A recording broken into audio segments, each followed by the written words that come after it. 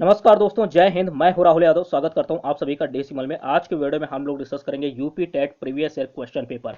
हिंदी का होगा सेट 2013 के। हम लोग सभी क्वेश्चन डिस्कस करेंगे, पूरे 30 क्वेश्चन हिंदी में। आपका टारगेट 30 ऑफ 30 होना चाहिए। 30 में 30 क्वेश्चन आपको पेपर में सही करने हैं और ओवरऑल आपको 140 प्लस लेकर के चलना है, इतना टारगेट। अब की बार 140 पार। दोस्तों, अगर आपका सपना है सरकारी अध्यापक बनना तो चैनल को सब्सक्राइब जरूर कीजिए, ठीक है। तो चलिए शुरू करते हैं आज की ये इंपॉर्टेंट वीडियो। और टारगेट 140 का आपको लेके चलना है यूपी टेट 2023 के लिए, ठीक है। तो देखिएगा, पहला क्वेश्चन है आज का, पवन का संधि विच्छेद है, ठीक है। यहाँ पर पहला क्वेश्चन आ गया है संधि विच्छेद का।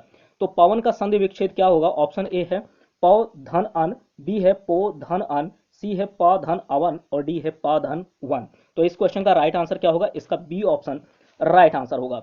अब देखिए, इसके कुछ नियम होते हैं। अगर आपको नियम याद है तो आपके गलत नहीं होंगे। समझिएगा कि यदि ए, यहां पर ध्यान दीजिएगा, ए, ठीक है, ओ, यहां पर समझिएगा ध्यान से, और औ, ठीक है।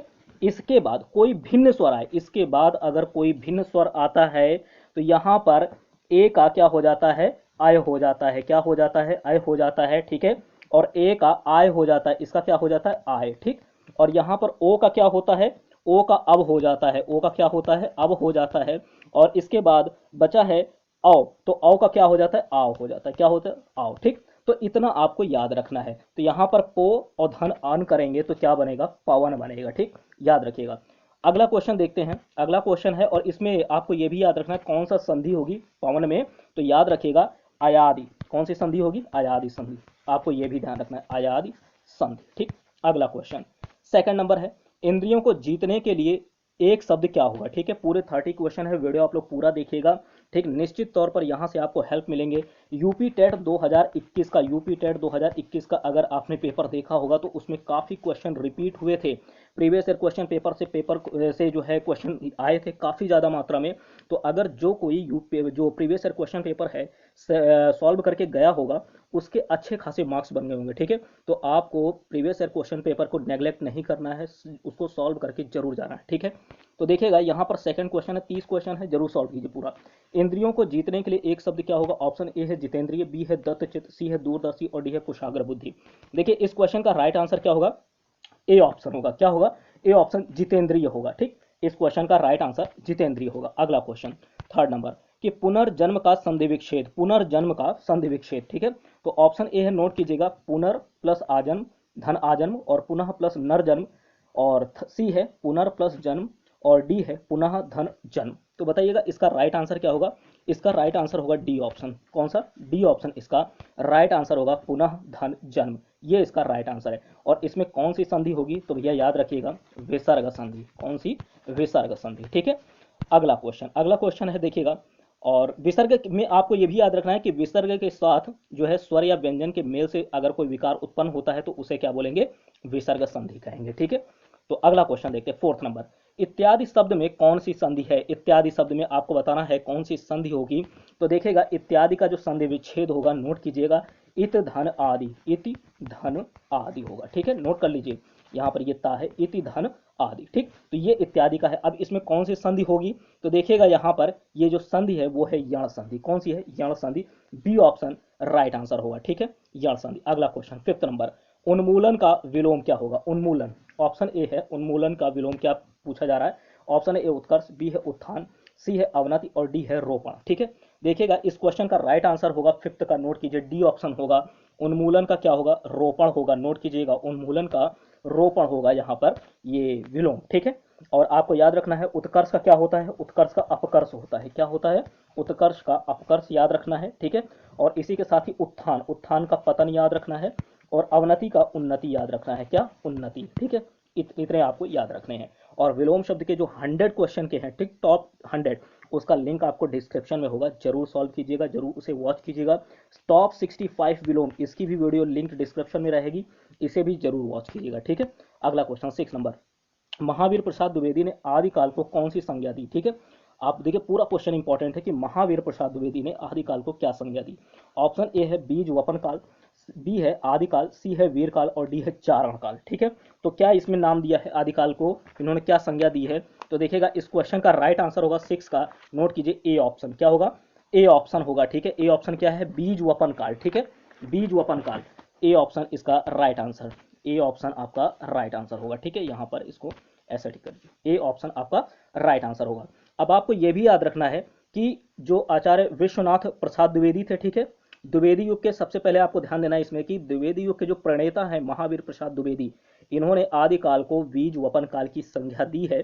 और ये आपको अतिरिक्त जो है इसमें याद रखना है कि आदिकाल का नामकरण करने वाले कुछ अन्य जो इतिहासकार हैं उनमें कौन कौन है, जरा देखिएगा कि जो आदिकाल है सबसे पहले आपको पता होना चाहिए कि आचार्य हजारी प्रसाद द्विवेदी ने इसका नाम जो है आदिकाल कहा है। साथ ही वीरकाल किसने कहा है, वीरकाल कहा है, वीरकाल नोट कीजिएगा, वीरकाल ये कहा है आचार्य विश्वनाथ प्रसाद द्विवेदी, आचार्य विश्वनाथ, नोट कीजिएगा, विश्वनाथ प्रसाद मिश्र सॉरी द्विवेदी ने, आचार्य विश्वनाथ प्रसाद मिश्र। चारण काल किसने कहा है, अगर पूछा जाए आदिकाल को चारण काल किसने कहा है, ठीक है, तो आदिकाल को चारण काल कहा है, नोट कीजिएगा, जॉर्ज गियर्सन। किसने कहा है, George Gierson, George Gierson, note कर लीजिएगा, ठीक है, जॉर्ज गियर्सन। और चारण काल एवं संधि काल किसने कहा है, चारण काल एवं संधि काल, तो ये डॉक्टर राम कुमार वर्मा, डॉक्टर राम कुमार वर्मा, ठीक है, पूरा लिख लीजिएगा, डॉक्टर राम कुमार वर्मा। तो आपको याद रखना है आदिकाल का है आचार्य हजारी प्रसाद द्विवेदी ने, ठीक है, और वीरकाल का है आचार्य विश्वनाथ प्रसाद मिश्र ने, ठीक है, और चारण काल का है जॉर्ज गियर्सन ने, और चारण एवं संधि काल का है डॉक्टर राम कुमार वर्मा ने, ठीक, इतना आपको याद रखना है। अगला क्वेश्चन 7 नंबर, अति सूधो स्नेह को मारग है, पंक्ति किसकी है, किसकी पंक्ति है, ठीक है, अति सूधो स्नेह को मारग है किसकी पंक्ति है, ऑप्शन ए है बोध, बी है घनानंद, सी है आलम और डी है ठाकुर। तो देखिएगा 7th का राइट आंसर होगा बी ऑप्शन, क्या होगा, बी ऑप्शन, ठीक है, बी घनानंद की है, ठीक, किसकी पंक्ति है, घनानंद की है। तो अगला क्वेश्चन देखते हैं, अगला क्वेश्चन है 8th नंबर, कालिंदी का पर्यायवाची क्या है, कालिंदी, कालिंदी का पर्यायवाची ऑप्शन ए है यमुना, बी है गंगा, सी है लक्ष्मी और डी है सरस्वती। कालिंदी का पर्यायवाची होगा यमुना, क्या होगा कालिंदी का, यमुना होगा, ए ऑप्शन इसका राइट आंसर, ठीक है। अगला क्वेश्चन, पर्यायवाची के लिए जो वीडियो है, ठीक है, उसका लिंक आपको डिस्क्रिप्शन में मिल जाएगा, जरूर वॉच कीजिएगा, ठीक, निश्चित तौर पर वहां से आपके एक प्रश्न जरूर मिलेगा, ठीक है, पर्यायवाची का, यूपी टेट में पर्यायवाची के प्रश्न पूछे जाते हैं। अगला क्वेश्चन 9th नंबर, आधुनिक हिंदी साहित्य की पहली आत्मकथा के लेखक कौन माने जाते हैं, तो नोट कीजिएगा, आधुनिक हिंदी साहित्य की पहली आत्मकथा के लेखक जो है 9 का ऑप्शन ए है देवेंद्र सत्यार्थी, बी है जयशंकर प्रसाद, सी है बाबू श्याम सुंदर दास और डी है हरिवंश राय बच्चन, ठीक है। तो इस क्वेश्चन का राइट आंसर होगा 9th का, नोट कीजिए, सी ऑप्शन, क्या होगा, सी ऑप्शन इसका राइट आंसर होगा। बाबू श्याम सुंदर दास ने आधुनिक हिंदी साहित्य की पहली आत्मकथा के इन्हें लेखक माना जाता है। आधुनिक हिंदी साहित्य की पहली आत्मकथा के लेखक किसे माना जाता है, तो बाबू श्याम सुंदर दास, ठीक, सी ऑप्शन राइट आंसर। अगला क्वेश्चन जो है नोट कीजिए, हिंदी का, नोट कीजिएगा, हिंदी का पहला पत्र क्या है, हिंदी का पहला पत्र ऑप्शन ए है बनारस अखबार, बी है उद्दंत मार्तंड, सी है हरिश्चंद्र मैगजीन और डी है इतिहास तिमिरनाशक। तो ये तो खैर सभी को पता होगा कि हिंदी का पहला पत्र क्या होगा, तो हिंदी का पहला पत्र नोट कीजिए, क्या होगा, 10th का राइट आंसर नोट कीजिए, बी ऑप्शन, ठीक, उद्दंत मार्तंड, क्या होगा, उद्दंत मार्तंड, वेरी इंपॉर्टेंट, ठीक है, उद्दंत मार्तंड। अगला क्वेश्चन, अगला क्वेश्चन है 11th नंबर, नोट कीजिए, 11 नंबर, किस कवि को कवियों का कवि कहा जाता है, कौन से ऐसे कवि हैं जिन्हें कवियों का कवि कहा जाता है, ठीक है। ऑप्शन ए है, नोट कीजिए, शमशेर बहादुर सिंह, बी है सर्वेश्वर दयाल सक्सेना, सी है रघुवीर सहाय और डी है धर्मवीर भारती। तो नोट करना भैया, कवियों का कवि कहा जाता है शमशेर बहादुर सिंह को, शमशेर बहादुर सिंह जी को कवियों का कवि कहा जाता है, वेरी इंपॉर्टेंट, स्टार लगा लीजिएगा, प्रश्न प्रीवियस ईयर क्वेश्चन पेपर में पूछा गया है, पीवाईक्यू में आपको तैयार रखना है, ठीक है, ए ऑप्शन। अगला क्वेश्चन देखिएगा, यहाँ पर एक पंक्ति लिखी हुई है और पूछा जा रहा है कि किस रचनाकार की पंक्तियां हैं, और पंक्ति क्या है, नोट कीजिएगा, इंपॉर्टेंट पंक्ति है, बहुत ही अच्छी पंक्ति है, दशरथ सुत तिहु लोक बखाना, राम नाम का मरम है आना, ठीक है, बहुत ही अच्छी कविता है, पंक्ति है, बहुत ही अच्छी पंक्ति है, ठीक है, दशरथ सुत तिहु लोक बखाना, राम नाम का मरम है आना। तो देखिए ये किसकी पंक्तियां हैं, ये रचनाकार, किस रचनाकार की पंक्तियां हैं आपको बताना है, ठीक। तो ऑप्शन ए है सूरदास, बी है कबीर, सी है तुलसीदास और डी है केशवदास। तो बताइएगा इसका राइट आंसर क्या होगा, इसका राइट आंसर होगा कबीरदास, क्या होगा, कबीरदास, नोट कीजिएगा, ठीक, बी ऑप्शन आपका राइट आंसर होगा कबीर, ठीक।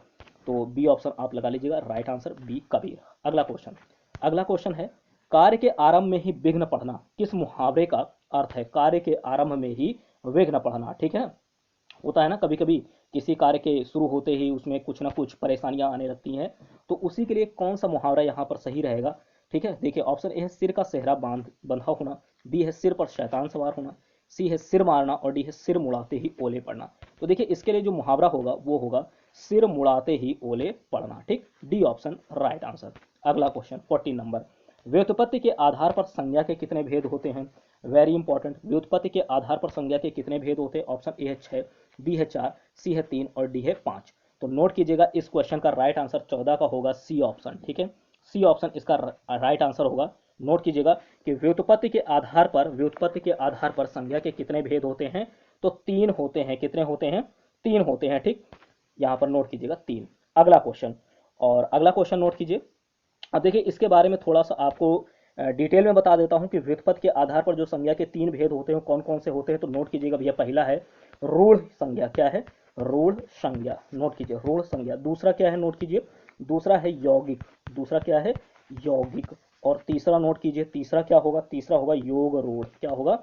योग रूढ़ संज्ञा होगी, योग रूढ़। ठीक है, अच्छा आपको यहाँ पर नोट करने वाली बात है कि अगर आपसे व्युत्पत्ति के आधार पर पूछते हैं तो व्युत्पत्ति के आधार पर आप बताएंगे 3 होती है, लेकिन ध्यान से सुनिएगा, अर्थ के आधार पर अगर आपसे पूछा जाता है कि बताइए व्युत्पत्ति न होकर के इसके स्थान पर होता अर्थ के आधार पर। ठीक है, अर्थ के आधार पर आपसे कहा जाए बताइए संज्ञा के कितने भेद होते हैं, तो आप क्या बताएंगे? 5 होते हैं। कितने होते हैं? 5 होते हैं। अब पांचों के नाम जरा ध्यान से सुनिएगा, पांचों के नाम ध्यान से सुनिएगा। पहला होता है आपका व्यक्तिवाचक। पहला क्या होता है? व्यक्तिवाचक। इस तरह से ले लेते हैं। ठीक है, पहला होता है आपका व्यक्तिवाचक। ठीक है, दूसरा क्या होता है? दूसरा होता है जातिवाचक। ठीक है, दूसरा जातिवाचक। तीसरा क्या होता है? भाववाचक होता है। ठीक, भाववाचक। चौथा होता है समुदायवाचक, समुदाय। ठीक है, और पांचवा नोट कर लीजिएगा भाई, पांचवा यहाँ पर पांचवा जो है वो द्रव्यवाचक। क्या होता है? द्रव्यवाचक। ठीक, समझ गए होंगे। तो व्यक्तिवाचक पहला, दूसरा जातिवाचक, तीसरा भाववाचक, चौथा है समुदायवाचक, पांचवा है द्रव्यवाचक। ये अर्थ के आधार पर है जैसा मैंने बताया आपको। ठीक है, और व्युत्पत्ति के आधार पर अगर आपसे पूछा जाए तो 3 होंगे। कौन कौन से होंगे? रूढ़ संज्ञा होगी, फिर उसके बाद यौगिक संज्ञा होगी और योग रूढ़ संज्ञा तीसरी होगी। ध्यान रखिएगा, तीनों मैंने आपको डिटेल में बता दिया है, व्युत्पत्ति के आधार पर और अर्थ के आधार पर। ठीक है, चैनल को सब्सक्राइब जरूर करना अगर आपको ये यहाँ पर इंफॉर्मेशन अच्छी लगी हो। ठीक है, अगला क्वेश्चन 15 नंबर है कि हिंदी के शब्दों का लिंग निर्धारण किसके आधार पर होता है? ठीक है, हिंदी के शब्दों पर लिंग निर्धारण जो है, हिंदी के शब्दों का लिंग निर्धारण किसके आधार पर होता है? ठीक है, ऑप्शन ए है संज्ञा, बी है प्रत्यय, सी है सर्वनाम और डी है क्रिया। देखिए इस क्वेश्चन का राइट आंसर क्या होगा? 15 का राइट आंसर ए ऑप्शन होगा। ठीक है, संज्ञा के आधार पर। किसके आधार पर होती है? तो हिंदी के इसमें राइट आंसर होगा संज्ञा के आधार पर, ए ऑप्शन राइट आंसर। ठीक, हिंदी के शब्दों का लिंग निर्धारण संज्ञा के आधार पर होता है। ठीक है, अगला क्वेश्चन इंपॉर्टेंट क्वेश्चन है। ठीक दोस्तों, अगर आपका सपना सरकारी अध्यापक या अध्यापिका बनना है तो चैनल को सब्सक्राइब जरूर कीजिए। ठीक है, आपको हमारे चैनल पर अगर आप एक बार विजिट करेंगे तो आप देखेंगे कि सभी सब्जेक्ट के आपको यहाँ पर नोट्स धीरे धीरे कंप्लीट करवाए जाएंगे। ठीक है, बस एक बार आप लोग चैनल सब्सक्राइब कर लीजिए, हर सभी सब्जेक्ट की वीडियोज हमारे चैनल पर आपको अवेलेबल हैं। ठीक है, अगला क्वेश्चन है कारक के कितने भेद होते हैं? बताइएगा, कारक के कितने भेद होते हैं? ऑप्शन ए है 7, बी है 9, सी है 10 और डी है 8। तो देखिएगा इस क्वेश्चन का राइट आंसर होगा 8। कितने होते हैं कारक के भेद? 8 होते हैं। अब आपको पता होना चाहिए कि वो जो कारक 8 होते हैं उनके नाम क्या हैं। ठीक है, देखिए अगर आपने शुरुआत से हमारी वीडियोस देखी होंगी, ठीक है, मेरी वीडियोस देखी होंगी आपने शुरुआत से, तो आपको ये सब क्वेश्चन एकदम जो है हलवा लगेगा। ठीक है, कुछ भी नहीं है इन क्वेश्चंस में। कारक के भेद हर तरीके के क्वेश्चन मैं करवा चुका हूं। ठीक है, इसका जो डिटेल वीडियो है वो भी मैं करवा चुका हूं, लेकिन अगर आप शुरू से जुड़े होते तो ठीक। अभी भी अगर आपने सब्सक्राइब नहीं किया तो सब्सक्राइब जरूर कीजिए। देखिएगा कारक के 8 भेद होते हैं। सुनिएगा, पहला क्या होता है? कर्ता कारक। ठीक, और इसके विभक्ति और परसर्ग भी मैं बताऊंगा। ठीक है, तो पहला होता है कर्ता कारक, कर्ता कारक। ठीक, इसका जो विभक्ति होती है या परसर्ग होता है उसे ने बोलते हैं, कर्ता ने। ठीक, दूसरा होता है कर्म कारक, इसका जो विभक्ति होता है वो को होता है, तो कर्ता ने कर्म को। फिर इसी तरह आगे बढ़ेंगे, थर्ड है करण कारक, इसका से यहाँ पर चिन्ह होता है या विभक्ति कहिए। ठीक, अगला है संप्रदान, संप्रदान, संप्रदान। ठीक, इसका होता है को या के लिए, को या के लिए। 4 हो गए। ठीक, आगे बढ़ेंगे, अगला नोट कीजिएगा अपादान कारक। क्या है? अपादान। देखिए अपादान, और अपादान में याद रखिएगा अपादान। ठीक है, अलगाव की स्थिति होती है तो वहां पर अपादान कारक होता है। ठीक है, जैसे बिल्ली छत से कूद पड़ी। सुनिएगा, बिल्ली छत से कूद पड़ी, यहाँ पर कौन सा कारक है? तो भैया छत थी, वहां से बिल्ली कूद पड़ी, तो इसका मतलब बिल्ली तो अब यहाँ से अलग हो गई। ठीक है, या पेड़ से सेब गिरा, पेड़ से सेब गिरा, यहाँ पर कौन सा कारक होगा? तो देखिए सेब जो था वो गिर गया, पेड़ से अलग हो गया, तो वहां पर अपादान कारक होगा। तो 5वां याद रखिएगा अपादान कारक। ठीक है, और अपादान कारक का जो विभक्ति होगी या परसर्ग होगा वो क्या होगा? तो सुनिएगा से। ठीक है, अपादान कारक में से होगा।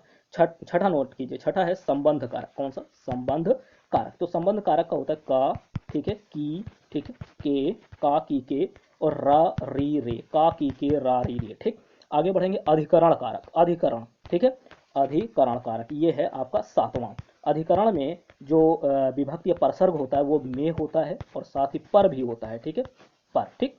अगला क्वेश्चन, जैसे पुस्तक मेज पर रखी है, पुस्तक मेज पर रखी है, तो इसका मतलब यहाँ पर अधिकरण कारक होगा, ठीक है। और आठवां है संबोधन कारक। कौन सा होगा? संबोधन कारक। और इसमें जो विभक्ति या प्रसर्ग होती है वो होता है हे, सुनिएगा, हे, अहा, ठीक है, अहा, या फिर अजी, ठीक, ये सभी होते हैं, अजी। तो हिंदी में आपको याद रखना है, हिंदी में कितने? 8 होते हैं कारक, ठीक है। हिंदी में कितने होते हैं? अगर आपसे कहा जाए हिंदी में कितने होते हैं, तो आपके होते हैं 8 कारक। और अगर यहीं पर एक संस्कृत वाला कोई विद्यार्थी है, ठीक है, किसी ने संस्कृत ले रखा है, यूपी टेट में संस्कृत का एग्जाम देगा, तो आपको याद रखना भी है संस्कृत में 6 कारक होते हैं, ठीक।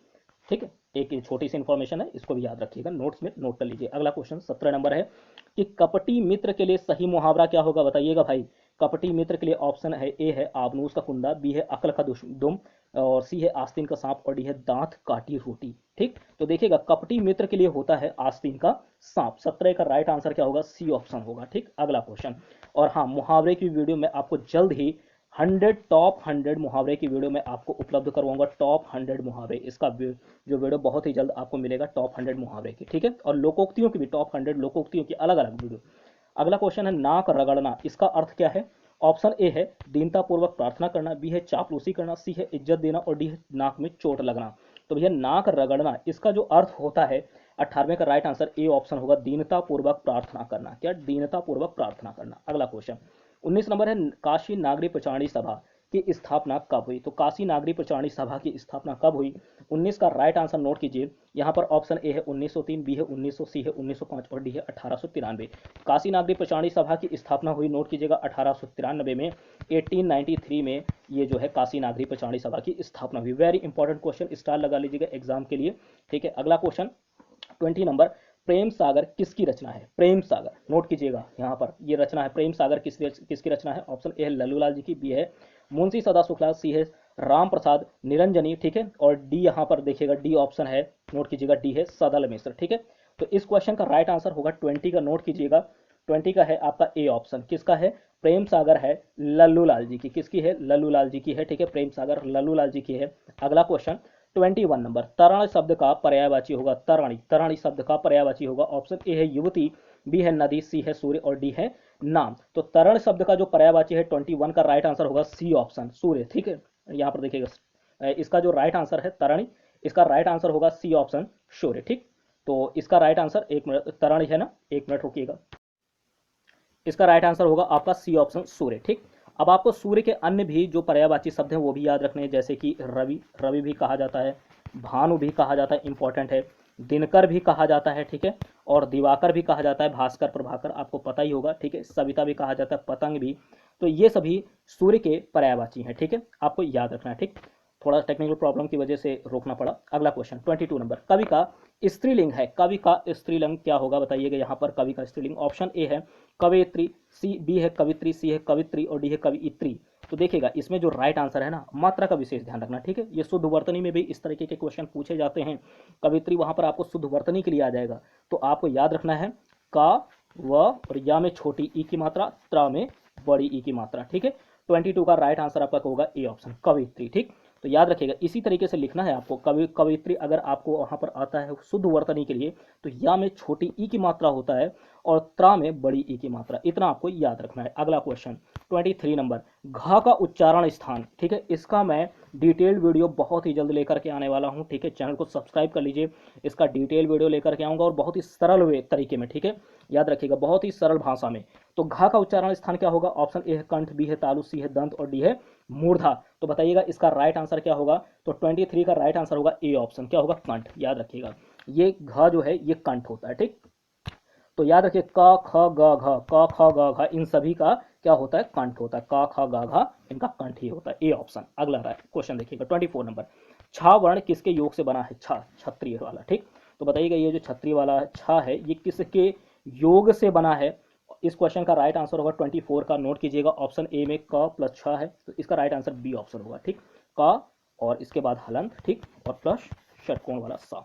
ये आपका राइट आंसर होगा, बी ऑप्शन आपका 24 का राइट आंसर, ठीक, 24 का राइट आंसर बी ऑप्शन। अगला क्वेश्चन 25 नंबर है कि शुद्ध वर्तनी। अब देखिए शुद्ध वर्तनी का प्रश्न आ गया ना, मैंने बताया था कि इसी तरीके के क्वेश्चन आते हैं यूपी टेट में। अस्पृश्यता, आपको यहाँ पर शुद्ध वर्तनी सेलेक्ट करना है, ठीक है। तो इसमें से जो है राइट आंसर जो सेलेक्ट करना है आपको वो है बी ऑप्शन। अस्पृश्यता कैसे लिखा जाएगा, इस तरीके से आपको अस्पृश्यता लिखना है, बाकी यहाँ पर गलत है, ये सभी गलत है, ठीक है। तो बी ऑप्शन आपका राइट आंसर, ये शुद्ध वर्तनी है, अस्पृश्यता।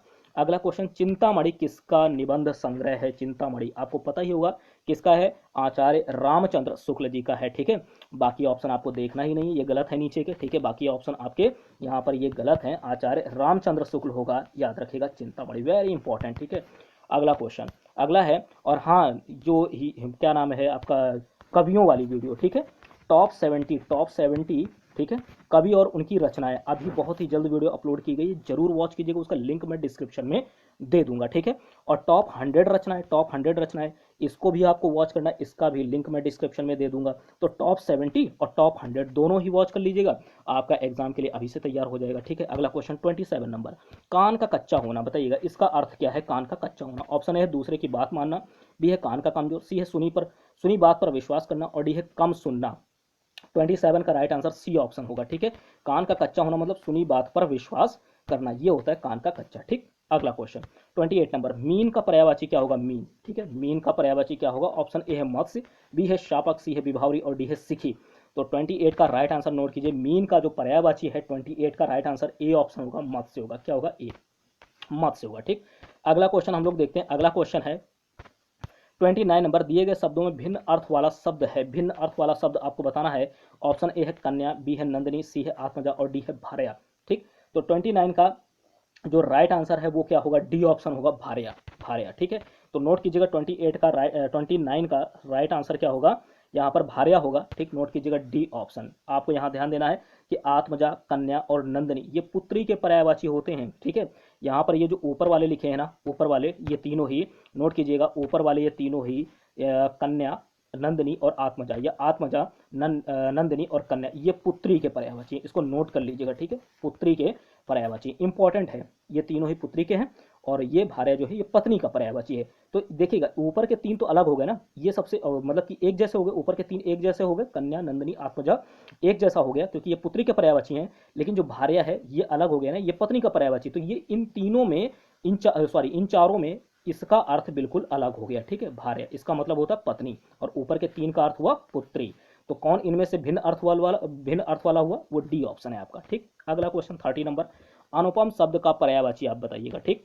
पर्यायवाची की वीडियो का लिंक दूंगा, जरूर वॉच कीजिएगा, ठीक है। अगर आप प्लेलिस्ट के माध्यम से देखना चाहते हैं तो हिंदी प्रैक्टिस सेट के नाम से है, practice set, Hindi practice set के नाम से प्लेलिस्ट है, उसको आप लोग चैनल पर वॉच कीजिए भैया, निश्चित तौर पर आपको काफ़ी हेल्प मिलेगी हमारे चैनल से आपको, ठीक। चैनल को सब्सक्राइब जरूर कीजिएगा, ठीक है।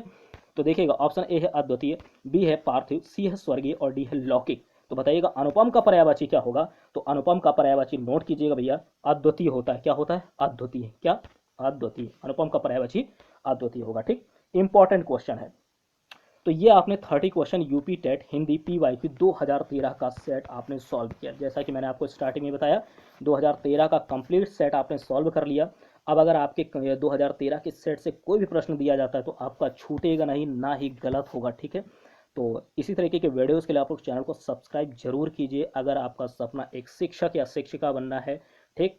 तो मिलते हैं आपसे नेक्स्ट वीडियो में, थैंक यू।